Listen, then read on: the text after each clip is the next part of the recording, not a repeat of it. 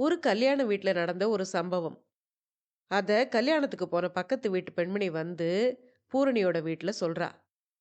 காலங்காலமா அடிமையா கிடந்த பெண்கள் படிச்சு முன்னேறி துணிச்சலான முடிவுகள் எடுத்தா, அதையும் குறை சொல்றதுக்கு சில பெண்களே இருக்காங்க அப்படின்னு சொல்ற மாதிரி தான் இந்த கதை எழுதப்பட்டிருக்கு.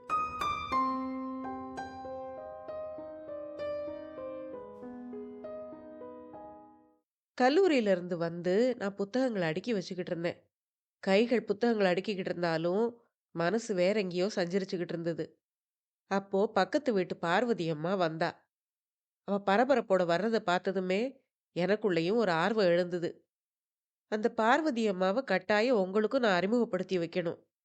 அந்த அம்மா இருக்கிறதால தான் எங்களுக்கு அன்னன்னைக்கு அந்த ஊர்ல நடக்கிற விஷயங்கள் தொலைக்காட்சி செய்திகள போல தெரிஞ்சுகிட்டு இருந்தது. தனக்கு கிடைச்ச செய்திகள வீடு வீடா வந்து ஒலிபரப்புறதுல பார்வதி அம்மாளுக்கு நிகர் பார்வதி அம்மாளே தான்.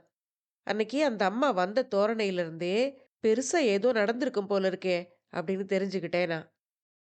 உண்மையிலேயே இந்த பக்கத்து வீட்டு பார்வதி அத்தைக்கு எழுத மட்டும் தெரிஞ்சிருந்தா, அவங்க எங்கேயோ போயிருப்பாங்க.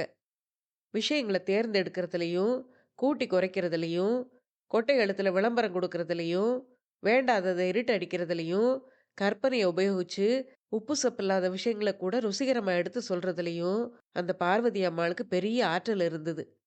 ஏதோ அவங்க அப்பா, அம்மா அவங்கள சரியா படிக்க வைக்காததால, பத்திரிக்கை தொழில வாயோட நடத்திக்கிட்டு இருந்தா அந்த அம்மா. எங்க வீட்டு வாசலுக்கு வந்த பார்வதி அம்மாள, "வாங்க அத்தை, என்ன விஷயம்?" அப்படின்னு நான் கேட்டேன். "உள்ள உங்க அம்மா வேலையா இருக்காளா?" அப்படின்னு கேட்டுக்கிட்டே வந்தா பார்வதி அத்தை. நான் பதில் சொல்றதுக்கு முன்னாலேயே, "சீதாலட்சுமி, இன்னைக்கு என்ன பலகாரத்துக்கு ஏற்பாடு பண்ணியிருக்க?" அப்படின்னு கேட்டுக்கிட்டே உள்ள போன பார்வதி அம்மா, எங்க அம்மாவுடைய பதில எதிர்பார்க்காமலே, "என் மைத்துனர் வீட்டு கல்யாணத்துக்கு போயிருந்தேன் இல்லையா? போன இடத்துல அங்க ஒரு பெரிய சம்பவம் ஆகி போச்சு. அதத்தான் உன்கிட்ட சொல்லலான்னு வந்தேன்." அப்படின்னா பார்வதி அம்மா. "அத ஏன் நின்னுக்கிட்டே பேசிக்கிட்டு இருக்கீங்க? உட்காருங்க" அப்படின்னு சொல்லிக்கிட்டே தான் பக்கத்துல இருந்த மணக்கட்டைய தள்ளி விட்டா எங்க அம்மா.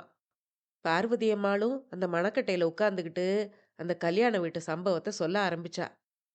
ஏதோ முக்கியமான விஷயமா இருக்கும் போல இருக்கே அப்படின்னு நினைச்சுக்கிட்டு நானும் அவங்களுக்கு பக்கத்துல போய் கதவு புடிச்சுக்கிட்டு நின்னு பார்வதி அம்மா சொல்றத கேட்க ஆரம்பிச்சேன்.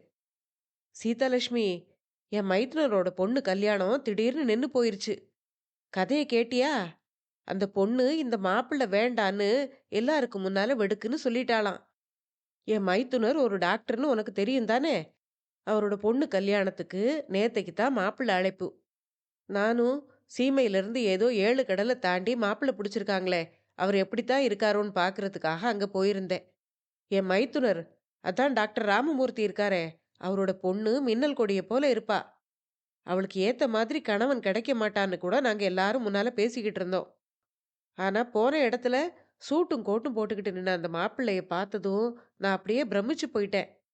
ராஜாவை போல அவ்வளவு அழகா இருந்தான். நல்ல சிவப்பு. பிரேமலதா உண்மையிலேயே அதிர்ஷ்டக்காரி தான் நினைச்சுக்கிட்டேன் நான். நான் போன கொஞ்ச நேரத்திலேயே பெரிய பெரிய வெள்ளி தாம்பாளங்கள்ல சீர் சனத்தி எல்லாம் கொண்டு வந்து வச்சாங்க. ஆமா, மாப்பிள்ளை பையனுக்கு பொண்ணு வீட்ல இருந்து என்ன கொடுத்தாங்க அப்படின்னு பார்வதி அத்தைக்கிட்ட எங்க அம்மா எதிர்கேள்வி கேட்டா. அதான் அடுத்து சொல்ல போறேனே, கேளு.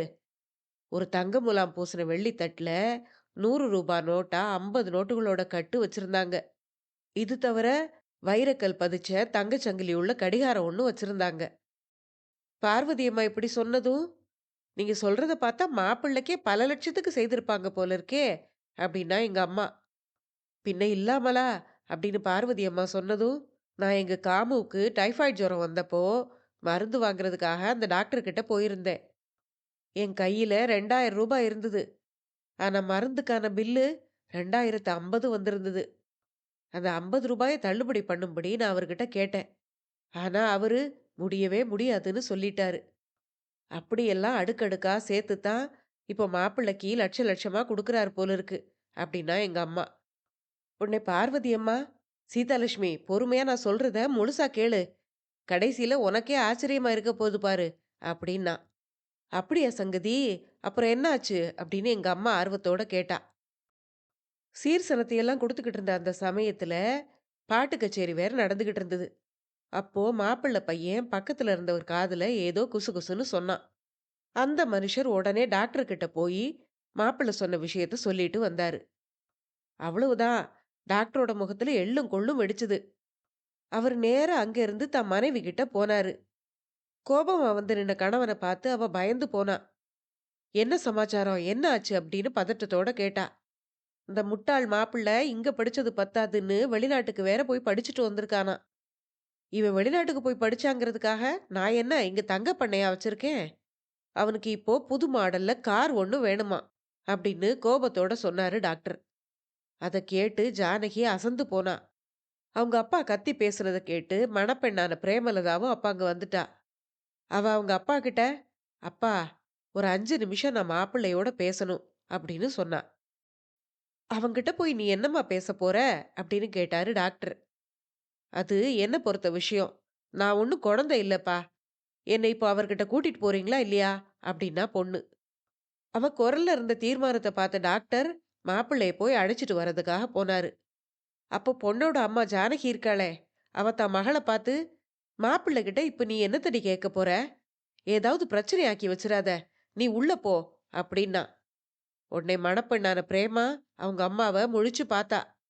அப்போ டாக்டர் மாப்பிள்ளைய கூட்டிட்டு வந்தாரு. மாப்பிள்ளை வரும்போதே அவனுடைய முகத்துல அசட்டுக்களை தாண்டவம் ஆடிக்கிட்டு இருந்தது. அவன பார்த்ததும் சோஃபால இருந்த பிரேமா வேகமா எழுந்தா. "மிஸ்டர் சந்தர், நீங்க என்ன கல்யாணம் பண்ணிக்கிறதுக்கு விருப்பத்தோட தானே ஒத்துக்கிட்டீங்க?" அப்படின்னு கேட்டா. அந்த கேள்வியை கேட்டு மாப்பிள்ளை திகைச்சு போனான். "இது என்ன கேள்வி?" அப்படின்னு திடுக்கிட்டு போய் கேட்டான். "இல்ல சொல்லுங்க" அப்படின்னு திரும்பவும் கேட்டா பிரேமலதா. "ஆமா, விருப்பப்பட்டு தான் ஒத்துக்கிட்டேன். அதுக்காக இத்தனை பேருக்கு முன்னால என்ன இழுத்தடிக்கணுமா?" அப்படின்னு கேட்டா மாப்பிள்ளை பையன். "அப்படின்னா இப்ப எதுக்கு கார் வேணும்னு திடீர்னு வந்து சொல்றீங்க?" அப்படின்னு பிரேமலதா கேட்டா.